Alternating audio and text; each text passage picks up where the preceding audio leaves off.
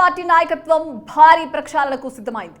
2 దఫాలుగా 20కి పైగా నియోజకవర్గాల్లో ఇన్ఛార్జీలను మార్చి కొత్త వారికి బాధ్యతలను అప్పగించింది. ఇక ఆ నియోజకవర్గాల్లో వచ్చే ఎన్నికల్లో సిట్టింగులకు టికెట్లు రావన్న క్లారిటీ ఇచ్చినట్టే అంటున్నారు రాజకీయ పండితులు. ఇక దీన్ని అస్త్రంగా మలుచుకోవాలని ఏపీలో ప్రధాన ప్రతిపక్షమైన తెలుగుదేశం పావులు కదుతోంది.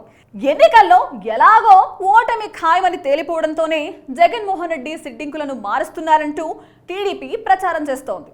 రాబోయేది టీడీపీ జనసేన కూటమి ప్రభుత్వమే అని ధీమా వ్యక్తం చేస్తోంది. ఇక వైసీపీ పట్ల రాష్ట్ర వ్యాప్తంగా తీవ్ర వ్యతిరేకత పెళ్లిపీకుతోంది అంటోంది టీడీపీ. అయితే ఏపీలో అడ్రస్ గల్లంతైన టీడీపీకి మరోసారి భంగపాటు తప్పదని పాలకపక్షం అంటోంది.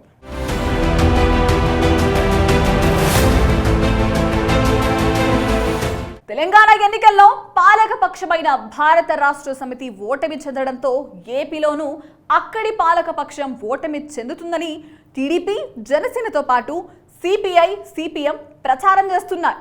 రాబోయేది తమ ప్రభుత్వమేనని చంద్రబాబు పవన్ కళ్యాణ్లు విడివిడిగా ధీమా వ్యక్తం చేస్తున్నారు. జగన్మోహన్ రెడ్డి ప్రభుత్వానికి ఆయువు తీరిపోయిందని, ఎక్స్పైరీ డేట్ ముగిసిందని నారా లోకేష్ సైతం అంటున్నారు. ఈ వ్యాఖ్యల నేపథ్యంలోనే వైఎస్ఆర్ కాంగ్రెస్ పార్టీ నాయకత్వం మొదటి విడతలో 11 నియోజకవర్గాలకు కొత్త ఇన్ఛార్జీలను నియమించింది. తద్వారా వచ్చే ఎన్నికల్లో వారికి టికెట్లు ఖాయమన్న సంకేతాలు ఇచ్చింది. దీనికి ముందే గత ఎన్నికల్లో లోకేష్ పై గెలిచిన మంగళగిరి ఎమ్మెల్యే ఆర్కే ఎమ్మెల్యే పదవికి వైఎస్ఆర్ కాంగ్రెస్ పార్టీకి రాజీనామా చేశారు. రెండో విడతలో మరో 10 నియోజకవర్గాల్లో ఇన్ఛార్జీలను మార్చారు. ఇలా ఇన్ఛార్జీలను మార్చడాన్ని వైసీపీ డిఫెన్స్లోకి వెళ్లడంగా విపక్షాలు భావిస్తున్నాయి. అయితే వైసీపీ నాయకులు మాత్రం సింహం వేటాడే ముందు 4 అడుగులు వెనక్కి వేసి ఒక్క ఉదుటన ముందుకు దూకుతుంది అంటున్నారు. తెలంగాణ ఎన్నికల ఫలితాలకు ఏపీలో వైసీపీ ఇన్ఛార్జీలను మార్చడానికి సంబంధం లేదని వైసీపీ అంటోంది.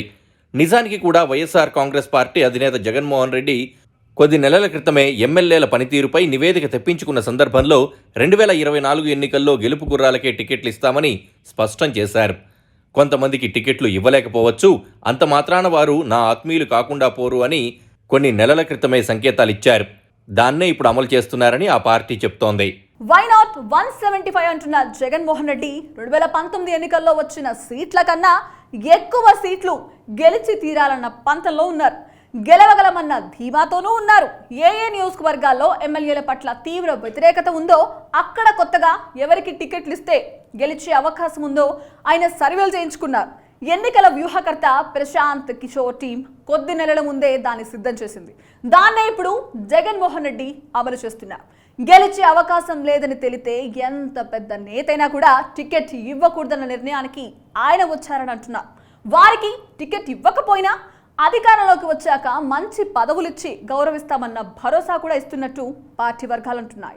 పశ్చిమ బెంగాల్లో గత అసెంబ్లీ ఎన్నికలకు ముందు పెద్ద సంఖ్యలో పాలకపక్షమైన తృణమూల్ కాంగ్రెస్ మంత్రులు, ఎమ్మెల్యేలు, కీలక నేతలు పార్టీకి రాజీనామాలు చేశారు. వారంతా బీజేపీలో చేరారు.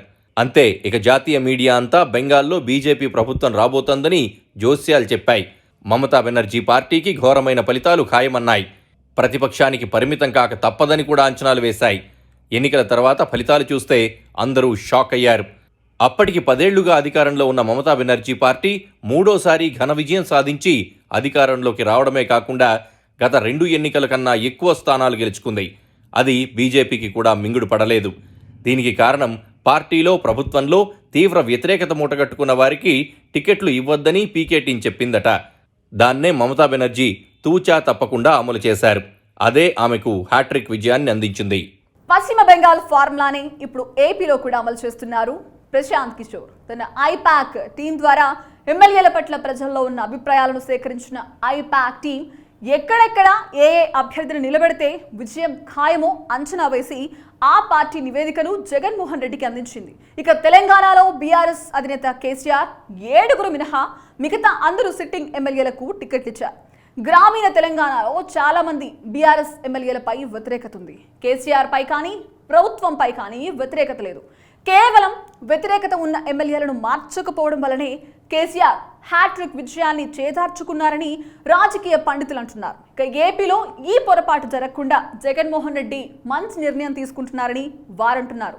అయితే అభ్యర్థులను మార్చినంత మాత్రాన వైసీపీకి తిరుగులేదనుకుంటే పొరపాటే అవుతుందంటున్నారు విపక్ష నేతలు.